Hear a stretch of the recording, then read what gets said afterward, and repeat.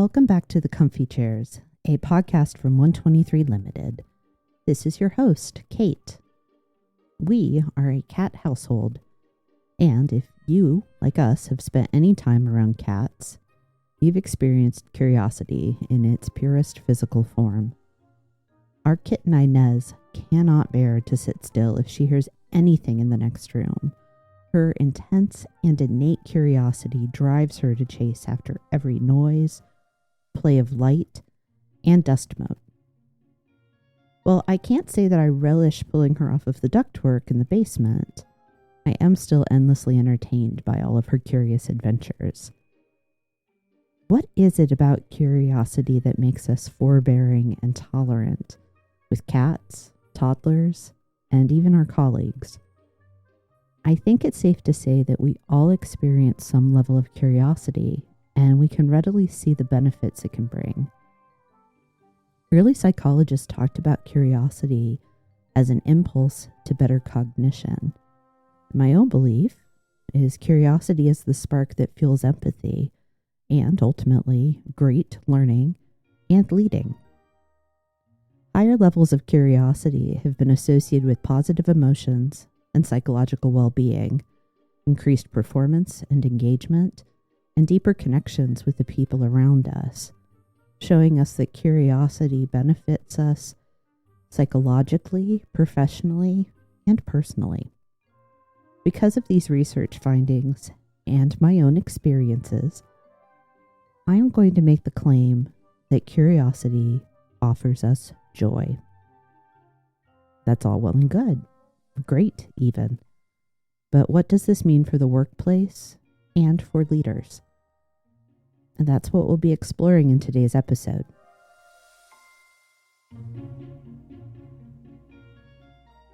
Welcome to the Comfy Chairs. Tatyana, thank you for joining me. I'd like to take a moment so that you can introduce yourself. Thank you so much, Kate, for welcoming me. My name is Tatyana Sanikovich, and I am an HR consultant and an executive coach. And I generally work with leaders and organizations in moving through change in a mindful way and still keep their sense of joy in their lives. So that's kind of where I'm at. I come from an HR background in hospitality and nonprofits and retreat centers. And now I run my own business and help all kinds of organizations in a meaningful way. So thank you for having me. Oh, I'm very excited for our conversation. When we first met, like, oh, this is somebody I could talk to for ages. And I know even before we hit record, we were chatting for about 20 minutes. So I exactly thoroughly enjoyed it as well so Mhm. far. Yeah. And I think we have demonstrated kind of the thesis of today's conversation too, how curiosity does drive and give us joy. So I think it's going to be a lot of fun to talk about the thing that we're experiencing in the moment. So let's start with the big, broad question. What is curiosity exactly? And how do we experience it, both inside ourselves and with other people and their behaviors? What are your thoughts? I think for me, and definitely, I also looked up at like the dictionary definition just to see like what's the dictionary say. And in Oxford Dictionary, at least what I found was it said curiosity is a strong desire to know or learn something. And for me, it is like if I step aside, it is that desire and drive to learn, to get to understand somebody or like seek understanding. Mm-hmm. So that for me, where curiosity comes from within and also how sometimes it exhibits. I think with people, when it comes in behaviors in people and other people's behavior, it's those open-ended questions that we ask, that's not just a yes or no, that gets the person to tell a story. It's this ability to listen. For me, curiosity is a lot of listening to understand as opposed to listening to respond, that we humans tend to do a lot of times. And then also, it's the part of the kind of the willingness to experiment and admit uncertainty. Yeah. What about, yeah. Oh, for me, the word I wrote down in my own notes for this was craving. Um, Mm, Craving for something new or more, and it's usually knowledge, information, and sometimes it is craving that is like a hunger, depending on yeah. how big the curiosity is. As I've been listening to you and thinking about, that curiosity shows up in our questions and in our listening, what occurs to me are kind of two parallel things. One, I am going to guess that there are some cultural differences in how curiosity shows up and how it's perceived. And I don't know that I'm necessarily equipped to really talk about that, but I think it's an interesting thing for us to consider and just have in our awareness. But knowing that not everyone's going to receive your curiosity in the same way, it's a reminder to me, because I'm definitely, talking to myself in this, is managing your curiosity, corralling it a little bit, and using your awareness of yourself and the other person. So it is kind of this like conversational skill that's at the next Mm-hmm. level of, it's not just, oh, are we engaged, but am I staying curious about how you are? I was sharing with you that is something I have to really pay attention to myself in, because I will have these questions pop up and I'm like, oh, this person might be able to answer this, or I've not thought of it this way before. And I know if I'm not managing myself, that I can take conversations, whether it's work or social or other, well off track and down odd Mm. roads. And especially when I was younger, I had a penchant for asking really personal questions, and shame on me for that. And it's not like rudeness or bad manners. It's genuine curiosity about the other person.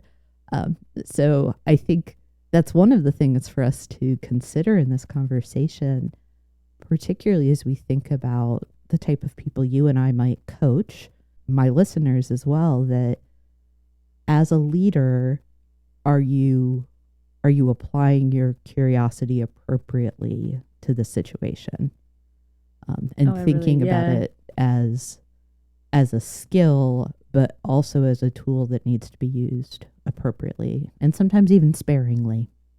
Yeah. I really appreciate you bringing it up, but also what resonated with me when you were speaking earlier is there's definitely a cultural piece Mm-hmm. to how the curiosity that we know in terms of the English speaking world and being present in the United States, how that might land actually in other cultures. Mm-hmm. So as we're speaking about open-ended questions or being curious about the person in their life, the line in other cultures is quite different. It could be quite different. So understanding is we're kind of pulling together. I think in the Russian speaking culture, and I've been in the States for a while. However, there is a very different there's a different approach. In particular, sure, you can ask open-ended questions, and it's shifting now, but definitely years ago or before, it would not be a tell me more kind of statement, Okay. and there's a part to where I'm from in former USSR that there is, and everybody can look at communism and all that stuff. All of that trains people to think and behave a certain way, particularly when it comes to their safety. Yeah. So when somebody is asking you, tell me more, I can tell you, I mean, it's much different here now. But if I'm there, even now visiting, my ears will perk up and I'll be like, why do you need to know? If I come back to leadership and just overall, if we're speaking even from leaders that we work with here, in the United States, and if they work in global companies, it's that curiosity of how do you bring your team Mm-hmm. together in a meaningful way, but also like ask the questions that are conducive to whatever you're trying to create. And how you were saying, what I really liked, pay attention how your questions are landing Mm-hmm. and adjust accordingly. But that's all back to that presence and awareness. It's also the trust, like how you would build trust, because again, depends on the culture, how open you make the communication. And some cultures would like it a little more closed, you know. We do know now with all kinds of research, without curiosity, you cannot drive innovation. So, and all the companies are all like, that's the hot word, one of the hot It words is one of the many hot of words. today. One of the many hot words is innovation. Well, you won't innovate without curiosity, like at all. You know, it definitely fosters growth. That's the leadership piece. And I think the last one for me with curiosity is empathy, but you kind of, I think, Hmm. spoke to me, is a part of paying attention, how it lands back to that awareness as well, is that empathy is essential to understanding how people around you navigate anything, actual life and work, and it's all together. It's never separate, even though a lot of times we would like it separate in different beautiful boxes. It they is will not. all they will all kind of seep together. And so that to me, it really, all of those tools, you know, as people will say, well, how do I build trust, and how do I, you know, do the team togetherness, and all of those things, it takes time, but it also takes like a very committed intention, Hmm. and also like your ability, like your presence and the quality of your presence with your team, for sure. Yeah. Yeah, I think as I've been listening to you, what's occurred to me is that in the conversation about leadership, you know, one of the things in my notes to you I talked about is, why does curiosity matter in any Mhm. conversation about leadership? You've covered this great punch list. Mhm. What I think curiosity is a mindset, it's a lens, Mhm. it's a behavior, a skill. It serves a lot of different purposes for us in the world in general. What we do know is that that curiosity in humans is what has contributed to our evolution, um, to Yeah. our advancement. It is part of how we survive by staying alert and engaged with our surroundings. Um, so it has all of these functions for us. And thinking about this human shared experience, feeling tool, all the things that it serves, it's so important for leaders to understand, how am I using it? How are my team engaging with it? And how am I making it safe Yeah. when I approach them with my own curiosity, and for them to be curious and questioning as well? Mhm.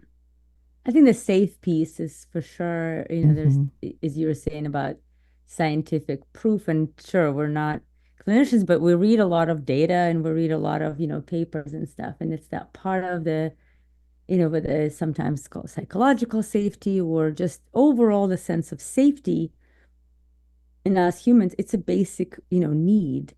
And so when it's not met in certain ways, or we don't feel safe, we won't be curious either, or we won't be expressing or responding to the person who might be curious about something if we don't feel safe. So not putting it all on the leader, or not putting it all on like one person or individual, Hmm. but it's back to the awareness and paying attention to how safe is this environment and what can be done to make it safer. Just because, if you know, if we're curious and we're asking some questions, we must be wanting some to understand something. And Yeah. so to get that information, or to receive some feedback, or just to some gain some understanding, that comes from a place of safety. And so I think for me, in experience, particularly as an HR consultant, a lot of times people are like, oh, we want feedback. And I always go, well, what are you going to do with it, first of Yes. all? Yes. Right? That's the biggest piece always. Like, we want the survey and we want the feedback. And I said, if you're not planning to do something with it, please don't do it, because that's a killer. Like, that's literally a morale killer. It's really hard to get out of that later. So it's like, don't dig that hole if you don't have to. And it's also with people, with humans, we're all human. We take things, some take things a lot more personally than others. And Hmm. so we go, yeah, I might have an open door policy, give me any feedback. And then we get upset at the person giving the feedback. Or again, we're not listening with curiosity to understand what is it, but we're just, how do we rebuttal it? How do we react or Yeah. respond in a professional way? But the person knows I'm really, really, really upset. And so those are the things that does not create safety. It does So, not.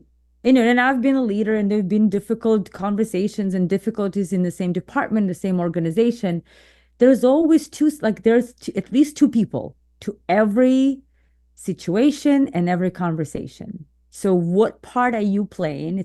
I would always ask, what part am I playing here? How am I showing up? And how can I do different for the person for the person to respond differently?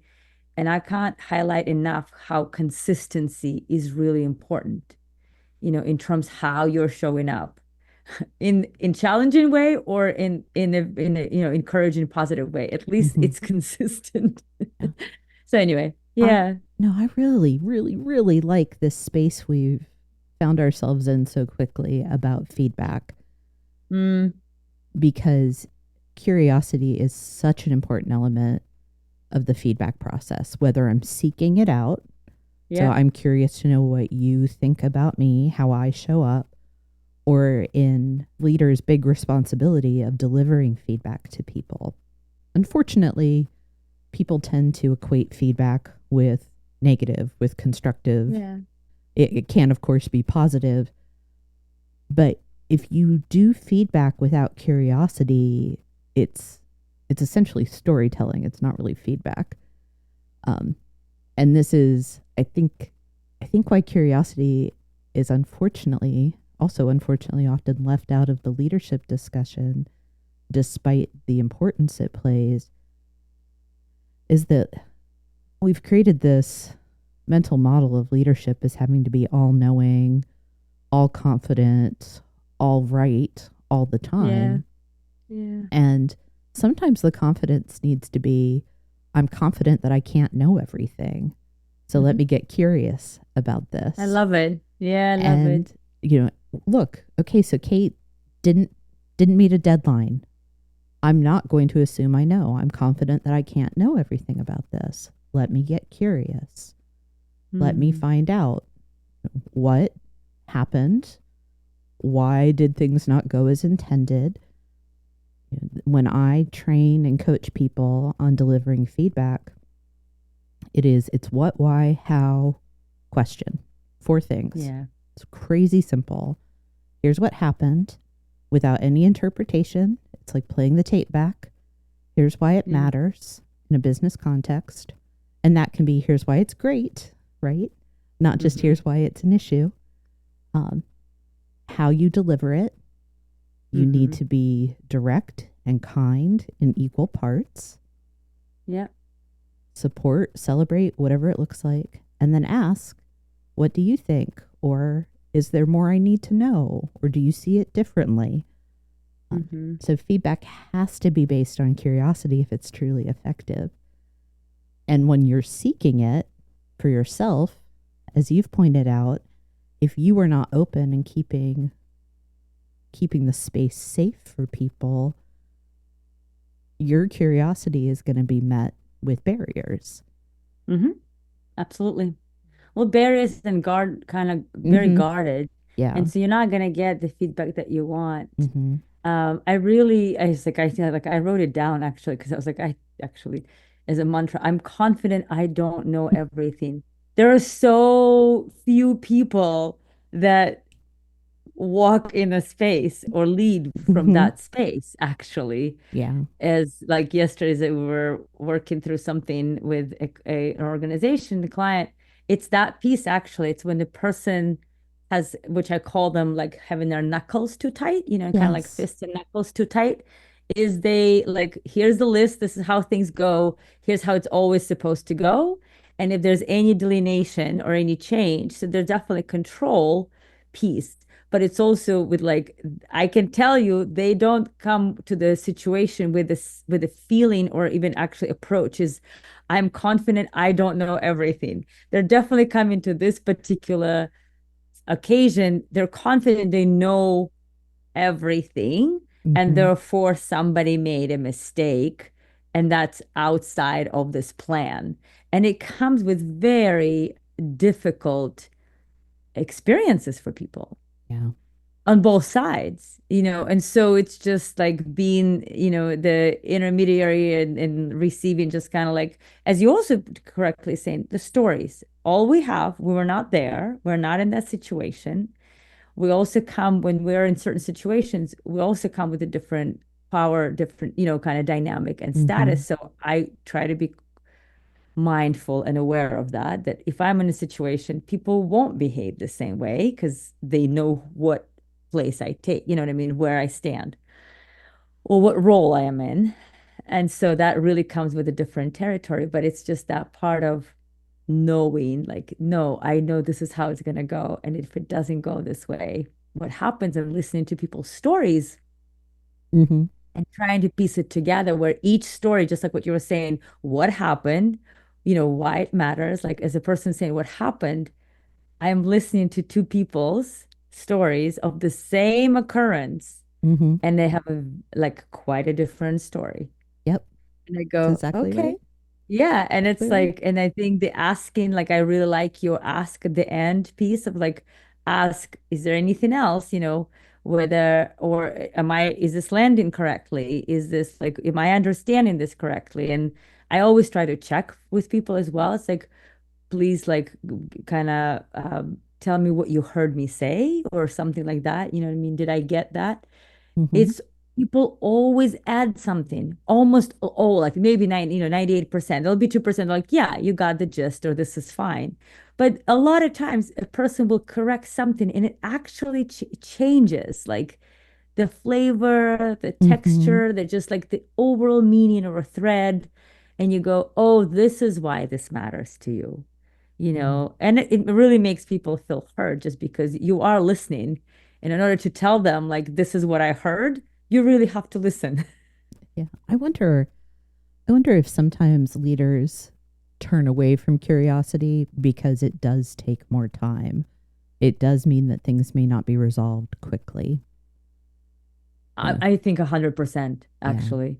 It Yeah. depends on organizational culture, and it also depends on the person. Mm-hmm. And actually how, like, I've also seen people who would like to be more curious and spacious, because it has to come with spaciousness, and so it's interesting because what we're saying too is like, you've got to create spaciousness for people to be curious, because it doesn't just happen on the spot, like, okay, right now we're all going to get curious. It's like, okay, hold on, give it a second, or a little more than that, or depends on the topic that people want to get curious about. You have to create the container. That takes time, right? And with curiosity, as you also said, you're literally innately, like, that is actually in your makeup. Now that I'm, getting to know you, curiosity is truly in your makeup. I actually, one year, I mean, there's some level of it was in my kind of, we're all humans, but every year I pick a word that I want to embody or practice more. And one year was curiosity. In anything that came my way, I watched myself, instead of closing, to be like, oh, I know how this is going to go. I had to slow down and go, what in this instance, in this occurrence, what can I learn and what can I ask? Even one question. Mm-hmm. And I have to say, I definitely trained myself to be a lot more curious from where I started. When you were saying, like, oh, the curiosity to you, it comes so naturally. I think where I was heading with this, that it's not for everybody, that it's a natural occurrence. Mm-hmm. And sure, it's a thing, it's a skill, it is a mindset, though. That's, I completely agree with you, actually, because you've got to look at everything not from a closed perspective, but from an open. That's work. It is. It definitely is. And it does, I know it can slow things down because you Uh-huh. can end up asking, You can ask too many questions. You can chase too many interesting ideas. Even though humans have curiosity baked into them, there are people where it is more natural to let the curiosity run rampant or go there first.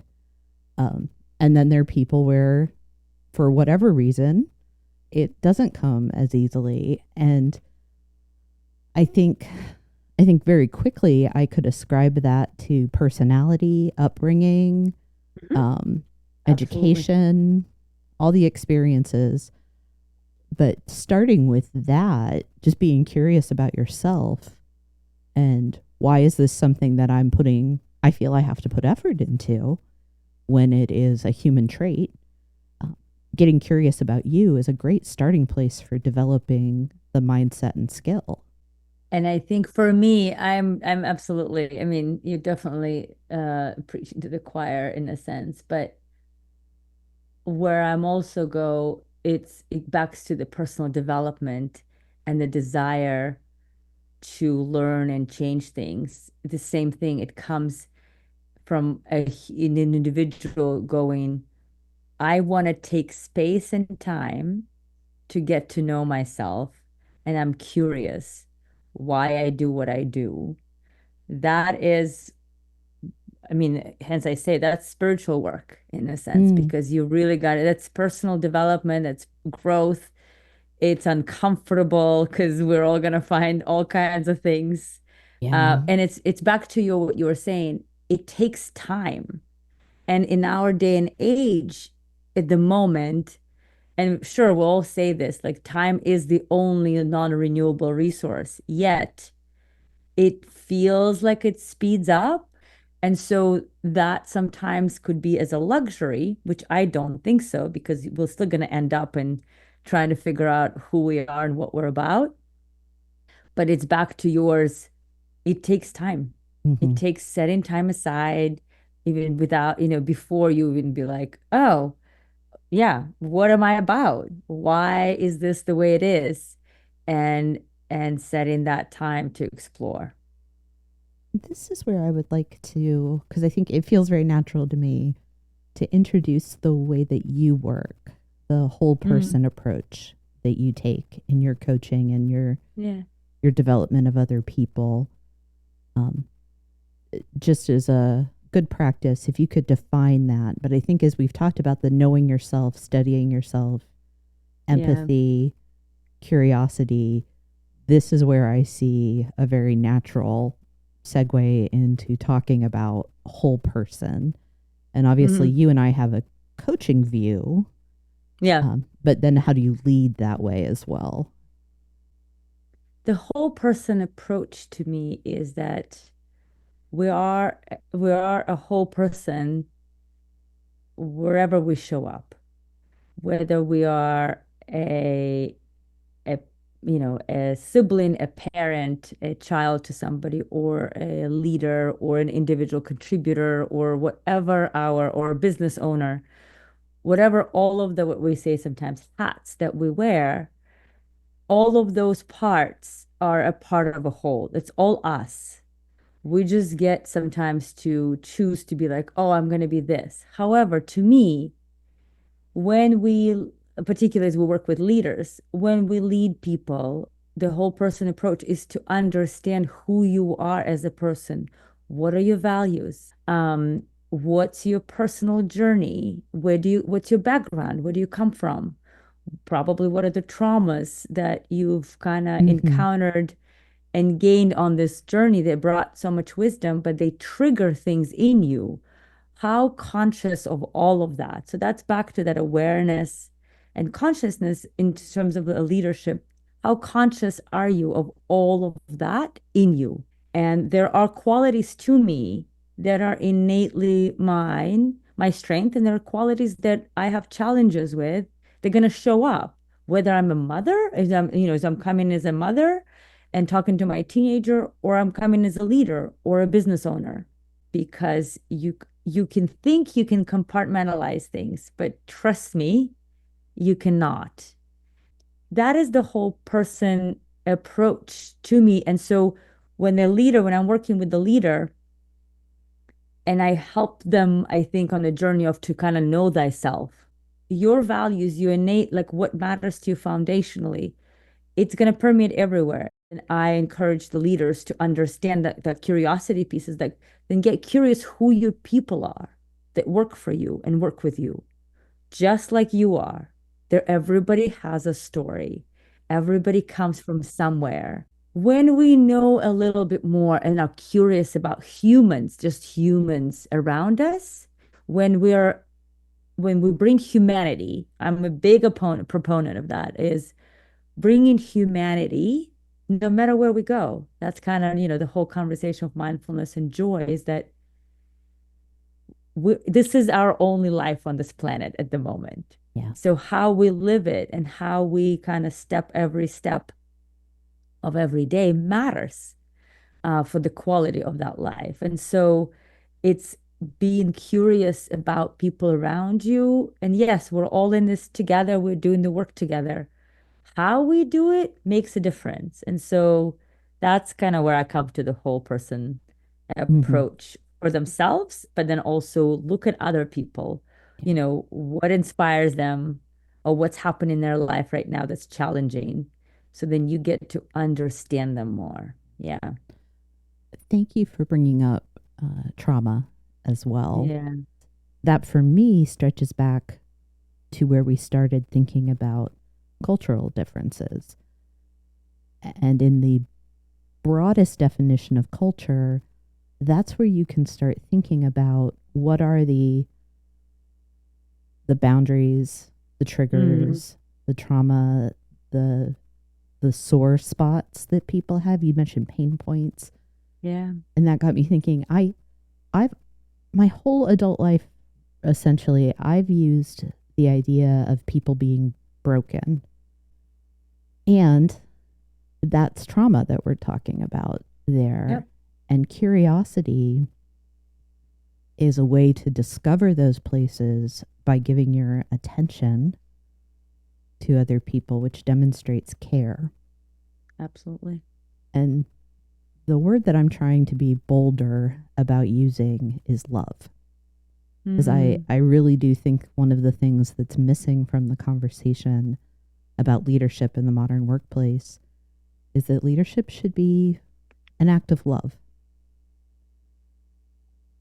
And curiosity is such an easy entree into demonstrating that you care about and want good things for the people that you work with, whom you serve as a leader. Because if you're asking, what are your values? How do you feel about things? What is your background? What are the hard things for you? hmm You can then always respond with care. You mentioned in talking about how much more time and being curious can take, how it is a non renewable resource. We have limited Yeah. time and unfortunately don't know how much time we have at the end of the day. So, in this conversation, I do think we have to make a little bit tongue in cheek, but we have to make the business case for curiosity because what makes devoting time, attention, and energy to being curious, what makes it worth it for leaders? Mm. You're asking the person for whom connection is one of my fundamental values. And so, and just like that humanness, humanity, peace, and empathy, but definitely connection. And I really loved how you brought the leadership as act of love. Like I definitely am working with that a lot more now to be like more bold with that word. So for me, what's in it, so for me, that's a value, it's connection. So that's a very easy one. What's in it for others, so it's actually touching in to finding out for each person, there's something in their values that's gonna matter. Mm-hmm. And literally, I would connect curiosity to one of those values. If for somebody actually it is delivering result, like if they're very result driven, and it's neither, it's I'm not qualifying, but it's like I really I really want to see us achieve that goal, I can tell you that curiosity in your team and you as a leader will get you to that goal with different actually perspectives and different variations of outcomes than you thought if Mm-hmm. you do it without it, right? Or your team, you have a retain it, like you retain staff a lot longer if you express that curiosity. Mm-hmm. Just overall, curiosity is kind of releases dopamine for people because it's a rewarding experience. We're getting into this like, oh, I'm learning something, or so it's creating that like feeling good sensation. So for each leader, I would pick literally look at your values, just top three. And in one of them, curiosity would be like how this would help you with that. So for me as a leader, it was always connection in Mm-hmm. whatever, realms I would work in. And so that would always create connection. Absolutely. Like it's an easy one for me. For somebody, it could be I'm just trying to think of other, kind of like what the values. There's resilience, for example, for Yes. somebody, and that's their value. And so, in understanding your people and who your people are and how they operate in this world, will create resilience for them and for you as a leader. You will be a much more resilient team. And so, for me, that would be how I would look at it. Yeah. Going back to the idea that curiosity can take more effort for some people, if a leader is one of those people for whom curiosity is effortful, they can still encourage it and allow it to flourish on their teams. Mm-hmm. And it may not be something that they value deeply, but there is a benefit that's derived from employees having uh, tended, nurtured Yep. curiosity. You talked a little bit before about innovation, uh, the dopamine, those Mm-hmm. positive responses and experiences increase engagement. Yep. And there's buckets of research that tells us that highly engaged employees are more productive, lower waste, higher Absolutely. Yeah, quality, better absolutely. Yeah. outcomes.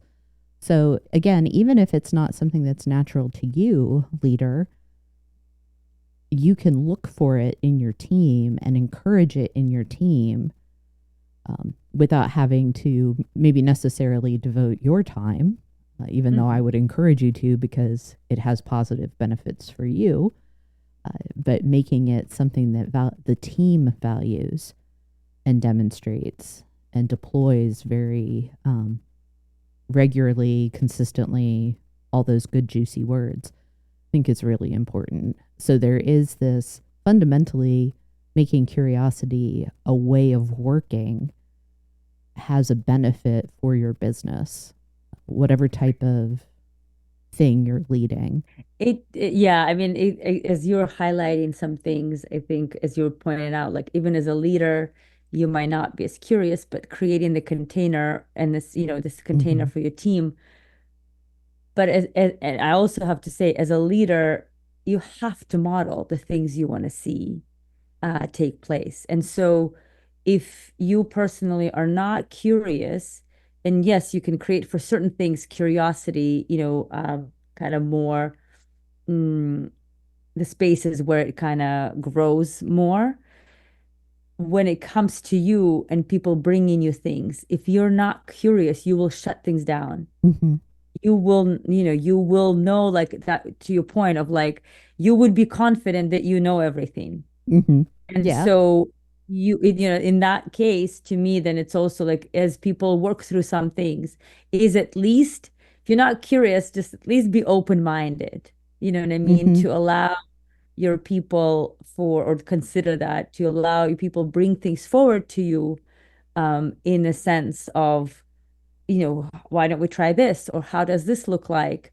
And coming from the space of at least the open-mindedness, Mm-hmm. um, if it's not digging deeper or making time, as you were saying, for curiosity. But as well, to be quite honest, too, just even if you're talking to anybody, if you're listening to anybody and you just adopt one statement, I would say, maybe that's for the 20 kind of 25, but it's like Tell me more. One time. If you literally, no matter what somebody's saying, if you just say at the end of that question or sentence, tell me more, and just listen. Don't run with solutions. Don't do anything. Just one time. Because it's actually good to say a couple of times, like completely, like people will get to something very different if you keep going. Yeah. But if you're really trying to save on time and really like, I don't have time for this, well, say it once. And if that's a practice, just like I said, a curiosity was a practice for me for a whole year, is that if you say this every day to every person one time, and by the end of the day, you've said it 30 times, for example, for anything, including your family, including your friends, including anybody, you just adopt that concept for, I don't know, a week, a month, just something, just like pick a time frame. Doesn't have, Hmm. definitely more than a day.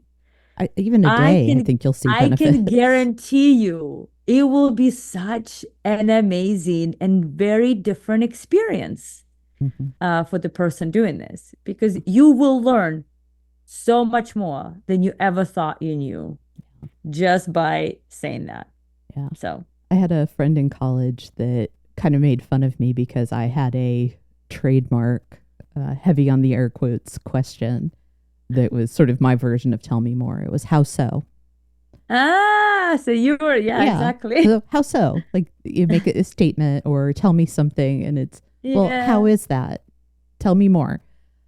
I really like how our conversation is creating this sort of iterative rubric for building your own curiosity. The Mm-hmm. get curious about yourself first Yep. conversation, and that keep an open mind. You don't have to have an answer for every single problem that your people bring you. You Yeah. don't have to shut things down because you think you know the answer. You can say, tell me more. How so? Whatever fits your Yeah, style exactly. A style. can Mm-hmm. be brought into that. So curious about yourself, open minded with others, even if curiosity is not your go to mindset. I think those are two things that you can do. I have in my mind what I think the third could be, if I can be so bold. And I think it's being very deliberate about stating when you're curious. Uh-huh. Um, I say it a lot. You've probably noticed that even in this conversation. Oh, I'm curious. It's a way to introduce that this is a question because I crave knowing more about you or the subject. And in terms of understanding other people, when there are cultural differences or differences of opinion, even a little bit of tension, saying, I'm curious, I'd like to ask you about X, um, that creates a space for people to know they're being invited, as opposed to some questions can come across as demands. Mm-hmm. The I'm curious is more of an invitation. In my own experience, like again, I ask a lot of personal questions because I get curious, and it's amazing what people will tell you. And I've been able Yeah. to talk with folks from different countries, different religious backgrounds, different socioeconomic backgrounds, you name it, and say, because it's genuine for me, say, I'm very curious. May I ask you about X? And I get to learn so much. And I think being very transparent that I'm here to learn is such an easy way to make the connections and to practice curiosity. I'm smiling the whole time you're talking about this because it's such it could so I love this part is because I might take it a little different way. Um, the way you ask and you approach, and I've experienced you and saying, I'm curious. And then you're saying, I'm literally hearing you right now, may I ask you about this? It lands very differently. Then there are people that I've experienced actually, and I've watched in organizations who use that phrase, I'm curious, as actually preface for a passive aggressive question. Yeah. And so when you were saying it, I'm laughing. I mean, I'm smiling because I was like, it's so easy to be like, and when you were saying like, hey, sometimes I'm asking very personal questions, I was like, yeah, because I could feel in you, you're genuinely curious. I have also had people absolutely saying, I'm curious.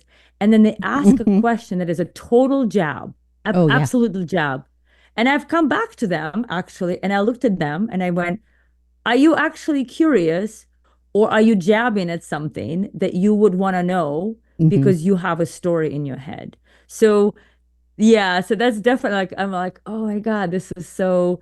So, to me, as a leader or any human, actually, for all of us, when we say I'm curious, are you genuinely curious? Hmm. Pay attention to this is back to yourself and knowing yourself and sometimes there's lots of us. I mean, we're getting back to like traumas and what we grew up with and what was modeled for us.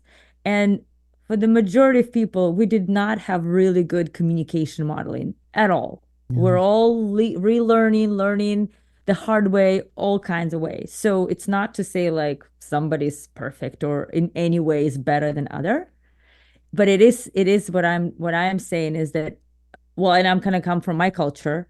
Our culture, definitely coming from my culture, it could be quite sarcastic and you could be Mm-hmm. quite like quite sharp. And so when I know that energy, and so when that energy comes with, I'm curious, I was like, oh, watch me. Are you really curious? Because this is not how that's landing. Oh, yeah. It's like, well, with all due respect, right? Oh, exactly. Yeah. And it's With all like, due oh, respect, come on, I'm about to lay it be down. I'm Yeah, about to not exactly. demonstrate respect to you. No, and Yeah. I would be lying if I said I've never said it that way. Of course I have, because because it can seem like this is going to soften the blow, or I'm not going to come across as a Yeah. jerk. But this goes back to, am I aware of how I'm coming across, and am I managing myself, and am I even Yeah. managing my curiosity, the passive aggressive side of it? Because there can be Yeah. the a curious question is, what the heck are they thinking? Yeah, So exactly. but Exactly. what is my motivation? Is it because I want to learn, that I'm craving something? What is it? Uh the early psychologists, it's an impulse to better cognition, or Ah, is it I want to be right and I want this person to be shown as being wrong? yeah. um, or I have, a pure curiosity to know this person's deep personal details. What is my motivation? What is driving my curiosity? Very true. Is one of the questions I think is so important for leaders to ask themselves, and any person on the street as well. Is that's where you respect other people's boundary and you demonstrate care and love, as opposed to just garden variety curiosity. I mean, I'm absolutely on board with that. It's just exactly, it's like as you were describing, it was just landing so lovely and so softly. And I was like, oh, and I've had that statement done in so Yeah. many ways that it would be like, nah, Oh, no, again, we're not going into the curiosity here. You just yeah, want to know, which yeah. is fine. My pants would be on fire if I said I'd Yeah. never done that myself, because I know I have. It is. And that's one of the reasons I think it's important to step back and talk about, it is a powerful tool, Mhm. because it has, I do, let's see if I can organize this thought. I do think that because curiosity is part of what makes us human, that we have a tolerance for people that ask why. We understand that asking why is a way of learning. We find the curiosity of cats entertaining. So saying I'm curious, it does open a door. And the question is, am I opening that door because I have an impulse to learn, or because I have an impulse to get more power, for example? Hmm. Hmm. So we have to acknowledge that curiosity creates waves in us, which is a messy metaphor. And that in the workplace, especially because of all the power dynamics at play, it's very important to understand am I using this to its best effect? And by best effect, I mean good and right, not the ends I'm trying to achieve necessarily. So just to all of that to Yeah. say, It's something to ponder. Yeah, yeah, for know your sure. motivation. Know your motivation It's the because, motivation and intention for mm-hmm, anything, whether right? it's curiosity or anything, actually. It's like, what is your motivation intention behind that? Yeah. Yeah. So I want us to turn our focus a little bit to the positive impacts of curiosity. You mentioned dopamine. Yeah. There is research that shows people with high levels of curiosity experience more positive emotions. So there's obviously a neurochemical aspect to that. Um, but I want to kind of stay in this vein of positive emotions and talk about why joy, that in this Yeah. case has been generated by curious, open connections, why does that matter so much at work? Because I think joy at work is, again, one of the things we don't talk a lot about, but No, probably and that's should actually more. why I brought it a lot into my work. And actually, like how you're saying about the word love and bringing it more to the forefront. It was like as I started my journey as a consultant and a coach, is like joy always comes up is because it's a part of me. So for me, it's always that's why that word was very important to me. So when we're saying exactly why is it so important at work, is it's just important in our life. Mm-hmm. And we spend exuberant amount of time at work. And so to me, if we're not experiencing joyful moments throughout the day, in whatever in it, there's various forms of them, absolutely. And sometimes people some call it's in positive psychology it's like glimmers. So it's like noticing Yes. things that catch your attention, and it's rewiring your brain. So just like curiosity, it's rewiring us to see challenges and opportunities, it's rewiring us to be open into somebody else's perspectives. Joy to me, it just rewires us to a more, and it's sort of, there's like, positive piece that people go, oh, it's positive. We are, as humans, we are naturally wired for negativity. We have a negativity bias for anything. That's just our unconscious wiring because that helped us survive. Yes. Back to the traumas and survival and all of the, adaptive techniques. So for us to and see things differently, but more make them as a mindset or how we view the world, we've got to work at it. And some of us, I'm going to say for me, it's probably a bit easier just because I am naturally a joyful person. Like I Mm-hmm. find, as I was saying, those glimmers, like if the sun is hitting the tree and the rays are coming through the tree leaves in a certain way, it's beautiful. And for me, that joy that, it's like if we look at the definition, I wrote that down as well, is that it's a feeling of great pleasure and happiness. And so when you ask a question like, why is it important at work? I want to say, why not? Like, that Mm-hmm. is a part of my life. Work is a part of my day. And if I don't experience it overall, that's one of the reasons why I shifted roles and jobs in a sense, is to be like, how do I experience, and it's not that I don't experience challenges, but what brings me joy?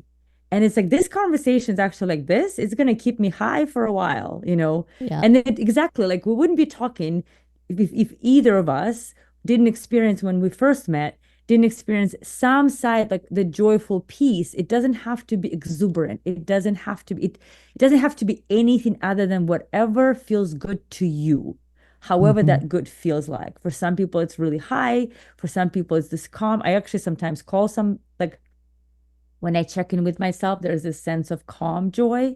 There's just, there's different variations in the volumes of it. Because to me, joy also, when we come to work, it fuels things very differently. It fuels innovation. It fuels resilience. It fuels creativity.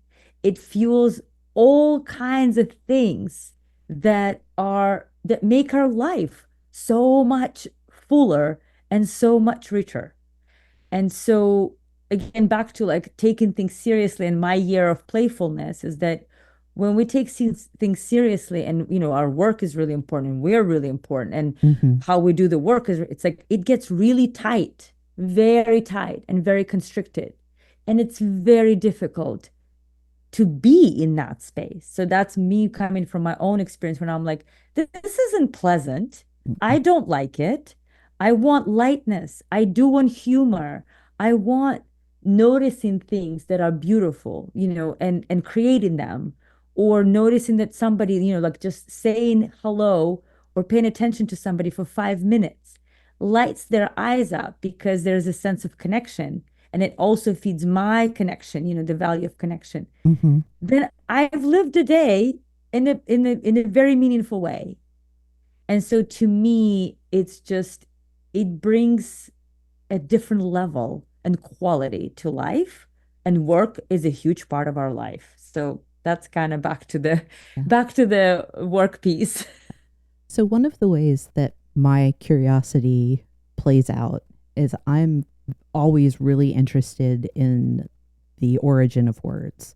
So etymology is my like my little secret pleasure. I like to chase after those meanings of words. And the way you're talking about joy demonstrates the root of those words. So we use joy and happiness a lot of times very interchangeably, but etymologically, they're kind of different. Happiness and happenstance or happenings, those come from the same root where it's connected to events. It's a circumstance. So our circumstances can make us happy or unhappy. Joy has the same root as the word buoy. So something that, regardless of what's happening in the water, it stays upright and above the water Oh, line. that's so cool. Yeah. And that's why sometimes it is euphoric and other times it's peaceful. Because there can be instances where obviously the environment, and nobody can see my hand bobbing around, um, will will influence the level, the intensity of it. But it's a thing that stays regardless of the actual circumstance. And that is that core of peace and contentment, satisfaction, whatever you want to call it, is so important in the workplace because the circumstances at work can change so rapidly. I come from a healthcare background, so that is the day to day. In an acute care setting, you can start the day great and it can turn in an instant. You can start the day awful and miracles can happen. And if we depend on our circumstances for our emotional state, we're just going to be whipped around all the time. It's a whiplash. It's exactly that. It's total whiplash. Yeah. But if we can create an environment where there is a steady core of whether it's peace or, again, euphoria, where joy exists, it's going to be easier for people to bounce back from the hard stuff, to innovate, to learn, to grow. And if there is science that demonstrates for us being curious brings this thing, this anchor point for us, why wouldn't we want that? Not just at work, but in our whole lives. Exactly. Mm-hmm. I really like the boy kind of visual. And yes, people could not see your hands bobbing around. But actually, like for me now, when I have the joyful moments, I will think of it, to be quite honest, because I've had that as an anchor for other kind of things. I've never thought of joy, but it's actually for the harder challenges of the times. It's like, okay, how do I stay connected to the bottom of the ocean while, the wind or things are kind of bobbing around and moving? So it's that more of like a resilience piece and being within the storm, but staying upright. And so now I love that, like a pivot on it as well for the joy piece And the etymology that you were saying of like happy, like I've never thought of, is external factors and happiness and happenings, what's happening outside of us Mm-hmm. versus very much so joy to me is like that innate internal thing Yeah. um, that makes a big difference. Exactly. Yeah. I love this topic today just because it's actually reminding me of that word and having more and more of that in my life. Because with people that we think we know, again, Mm-hmm. doing this in air quotes, particular family, siblings, whoever, we stop being curious. Mm-hmm. We stop being curious who they are, what they are, and at the same time, we all know that we as humans generally tend to grow and develop and change. And sure, some don't change, but are you curious, why? Mm-hmm. Or, if you're noticing something versus I've known I've changed in a lot, even in just like the last couple of years. And so if somebody Mm-hmm. comes, and I notice it, this actually triggers me when somebody comes who've known me at that time a while back and be like, oh, you do this way, or oh, like I know this about you. And I'm thinking, not anymore, actually. Yeah. I Yeah. don't know. That's not it. Yeah. My parents have been married for 53 years Wow. and they are still learning things about each other, which I is delightful. Absolutely delightful, but it's just you can't know another person fully. But wanting to be known is one of our core desires as humans, Yeah. by, Yeah. Isn't by and that? large. Yeah. So, what makes it possible for us to be known? Well, it takes two mindsets: Yeah. curiousness and I would say courage to be Oh, open. absolutely. Yeah, and both of those take a little bit of courage actually, Yeah. to be Yeah. curious and to be open. And that's what makes connection possible. Hmm. And then connection is the thing that we can see play out in people's engagement at work, in their connections in their communities, their ability to learn and grow, all of the benefits that we reap when we have significant connections around us. Yeah. It does. There's that kind of trope about, in order to be interesting to people, be interested. Mm. When we're Yes. interested in other people, when we're curious, it makes us attractive to them. And it doesn't have to be like physically attractive. It can It's be not physically, emotionally but it's or definitely, yeah, it's intellectually, definitely, but that's how, there is a lot of literature out there about how expressing interest in others is a way to start any sort of engagement. And when you say interest in others, that's just curiosity wearing a business suit, really. yeah. Yeah. Another kind of wardrobe. Yeah. Mm-hmm. I completely agree with you. Exactly. So I realized when I was getting my notes ready that this episode is going to be the last episode of 2024. Mm. I thought rather than my sort of, hey, what are your final thoughts, big ideas, or takeaways, my standard question, I thought what I would ask for this last episode of the year is to close with the thoughts or recommendations for how our listeners can put curiosity into practice Mm. in order to best foster joy at work in the new year. Oh, very good. When we talk about curiosity is making space for it in different ways. So one of the ways is if you can just encourage experimentation and celebrate learnings or failures, Mm-hmm. or however you want to call it, celebrate it because this is how we're learning versus, oh, we made a mistake, fix it. So it's the experimentation and having that change the narrative and change the words around learning and the things that are, kind of working or not working. So that's one thing. The second one, I'm very big on check-ins for meetings if I'm leading a Yeah. meeting. And so one of the suggestions or ideas I would have, so, check-in can look a lots of ways. And I remember you also mentioned, time is definitely, keep in mind time, and time is precious. But you would be, I mean, I think so. Those of you who are doing check-ins, you definitely know that that connection makes a difference to people, and people kind of ease into a meeting. And so, if we are in the aspect of curiosity, I would say if you could start a meeting with a curiosity check-in, and a question suggestion might be like, "What's one thing you're curious about today?" And then, if you have time, as you know, as we were talking about time, is actually, one of the other ideas that I share with clients is called, like, for example, like an exploration hour. It's actually taking time aside and setting time aside and Mm-hmm. planning for it. But if there's a topic, or if there's something that you actually don't know the answer to, and you want, and you're comfortable with your team exploring, and is create the space for joy. You Mm-hmm. don't create it in a work setting, meaning particular as a leader, same thing. Set a little bit, 5 minutes in a group meeting. Ask somebody as you walk in, hello, like, in the morning, and it's like, what did you notice today that brought joy, laughter, smile on your face?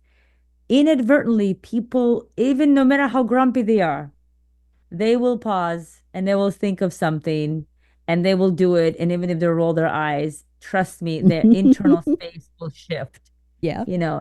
So those are a couple of things that I would say might make a difference. Yeah. I would like to add two that I think are Yeah. probably complementary to all of that great stuff that you talked about. Getting really preoccupied with questions over Mm, answers. It's a way to build your own curiosity to make it less effortful if you find it that way. It's a way to show attention for other people, whether you're getting curious about yourself, asking yourself questions, or asking them of others. Just get really preoccupied with getting good at questions. And then I'm going to go back to something I said before is let yourself be confident that you don't know everything. yeah. Yeah, turn I that, love that one. yeah, turn the I have to know everything on its head and be confident that you don't. Um, it's a way to be gentle with yourself and open up to all of the possibility of things you can Yeah. learn and discover and enjoy. No, that's the one. The last one is for sure. It's like, be confident. I'm confident I don't know everything. The part. Yeah, I Yeah. love it. I love that one. That was the one. Have a whiteboard. I'm like, I'm writing this on the board. Oh, that makes me feel like I've arrived. Something. Exactly. I am writing that on the board to remind me. So Mhm. thank you. This is terrific. This has been absolutely delightful. Thank you so much. It's such a pleasure. Thank you so much for such an engaging and super fun conversation. Thank you for joining me in the comfy chairs. If you're enjoying this podcast, don't forget to subscribe and share it with others who are passionate about leading and learning. And don't forget, if you have a question for our new Comfy HQ series beginning in January 2025, I'd love to hear it. Check out the link in the show notes to submit your question and be part of the conversation. Until next time.